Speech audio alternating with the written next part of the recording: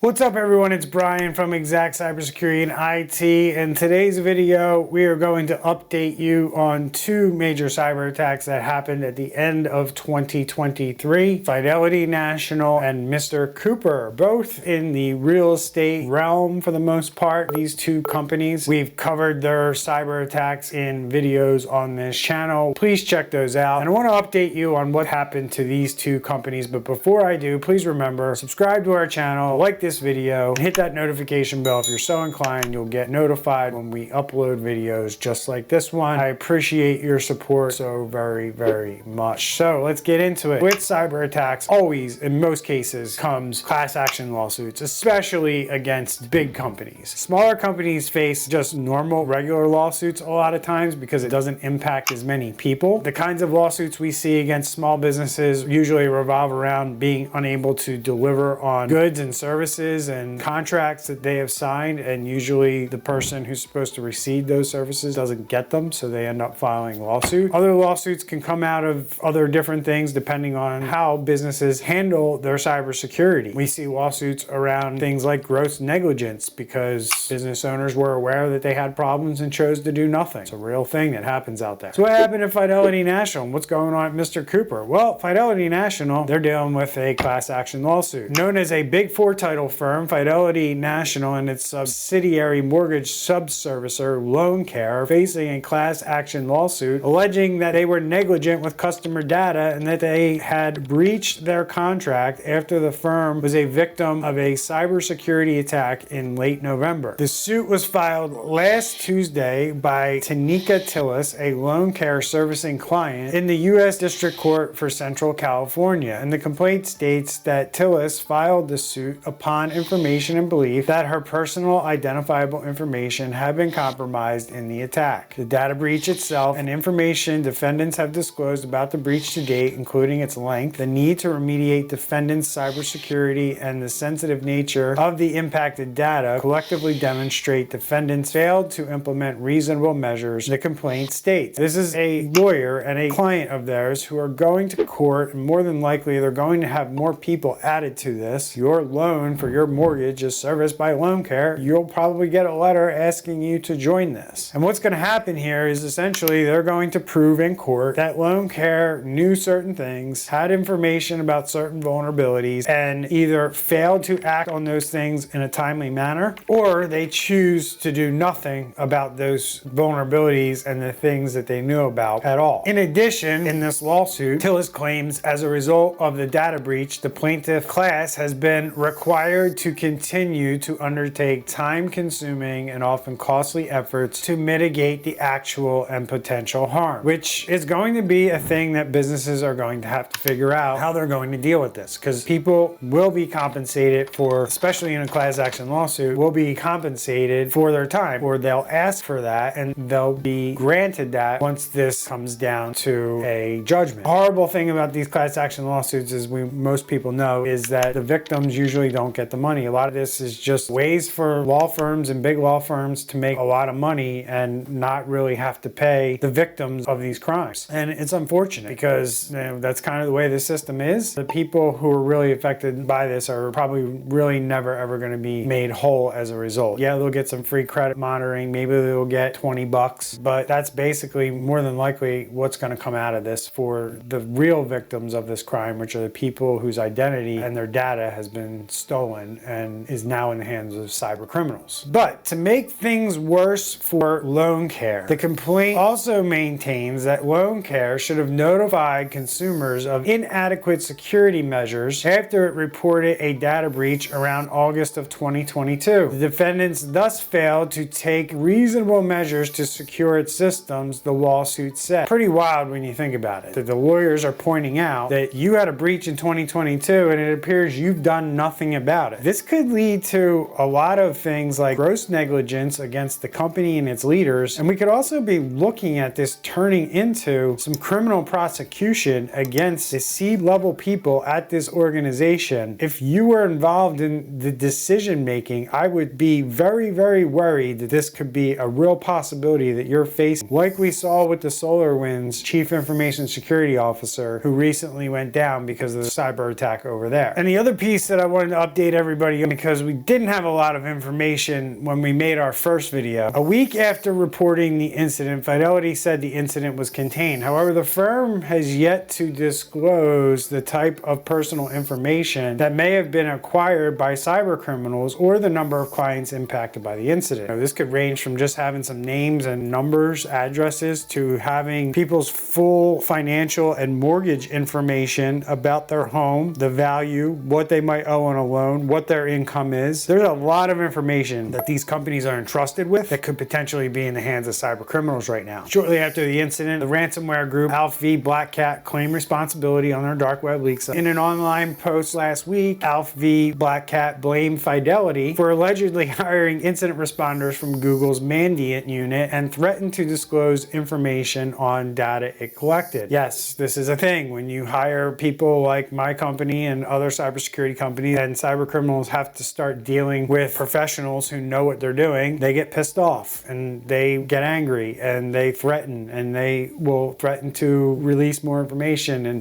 do everything they can to maybe convince you it's a bad idea to work with them because we're going to make your life more miserable, which they will. But at the end of the day, it's the right thing to do to work with Mandiant, in this case with Google's Mandiant, so they can get out of this incident. Unfortunately, that's just the name of the game when you're dealing with cybercriminals. When you start doing things like not negotiating, not paying ransoms, bringing in experts, they're just going to get angrier and angrier and turn up the heat more and more so they can ultimately get what they want, which is money. Tillis is demanding a jury trial and damages amount that is equitable relief with pre-judgment and post-judgment interest to the plaintiff and members of the class. Now we're going to go into Mr. Cooper. Mr. Cooper became the victim of a cybersecurity attack in late October and is currently facing 4 class action lawsuits as a result of the attack. So just remember this if your business ever has to deal with a cyber attack. This gets really ugly really quick, and this is what we try to educate people that we meet with all the time, our own clients. You might think that this isn't going to happen to you, or you might think that you don't need the kind of protections that you may need, and really comes down to people looking at a cost and never having to pay that cost before, and having to process and understand that they need to start paying for these things, and it's not free, and it's going to cost you some money to protect yourself. But to protect yourself is going to be a lot cheaper to deal with these types of things, and it doesn't matter what size your business is. You're just going to add more zeros on the end if you have a bigger business. That's the reality. So Mr. Cooper, their cyber attack hits every current, former customer that they've had, their whole entire database. The mortgage servicer expects vendors' expenses related to its response and recovery to reach $25 million this quarter. Not this year, this quarter. Almost 14.7 million people were impacted. And that's not even half of the number of people that were impacted in the Comcast breach I just did a video on. Check that video out. Personal data on every current and former Mr. Cooper group, almost 14.7 million people, was stolen during the October cyber attack, the mortgage servicer said last week. Their forensic review has determined that personal information relating to substantially all of our current and former customers was obtained from our systems during this incident. Their CFO, Kurt Johnson, said, and there you go, CFO, getting out there, sticking his neck out there for the company. You're going to have to do it too if you get cyber attacked. Trust me. Texas-based mortgage company, which currently has more than 4.3 million customers, is one of multiple financial services firms hit by suspected ransomware attacks of late. And Mr. Cooper shut down multiple systems after it discovered the cyber attack on October 31st. The company's response to the hack blocked millions of customers from making payments and processing mortgage transactions, leading the company to set up alternative payment methods. We know now that the attack compromised the names, addresses, phone numbers, social security numbers, dates of birth, bank account numbers of Mr. Cooper's customers. And just to wrap up the rest of this with Mr. Cooper, their CEO, Jay Bray, he says, "We take our role as a mortgage company very seriously, and there's nothing more important to us than maintaining our customers' trust. I want you to know how sorry I am for any concern or frustration this may have caused. Making the homeownership journey as smooth as possible is our top priority. We intend to make this right for our customers." And here's my issue with that statement. It says nothing about protecting data. It says making homeownership journey as smooth as possible is our top priority. How about making data security and protecting your customers' data and personal information your top priority? I understand your company wants to give the best customer experience possible because you want them to return the next time. Companies need to start realizing that consumers are going to start making choices about who they do business with based on their ability to protect their data. It just hasn't happened yet that the majority of people out there have yet to experience anything negative as a result of all these cyber attacks. In 2024, those instances are going to increase and people's confidence in companies is going to wane. And then the decision making isn't going to be about, are they a good company? Am I going to have a smooth transaction? Are they the cheapest out there? Yeah, they're going to matter, but also they're going to start asking the question, has this company ever had a data breach, and are they going to protect my data? And if you don't think that's coming and you don't think consumers are going to make choices about that, then you're in for a rude awakening in the next 2 to 3 years. That's it for me. I'll see you in the next video. Stay safe out there. If you have any questions or comments, drop them below. See you in the next video.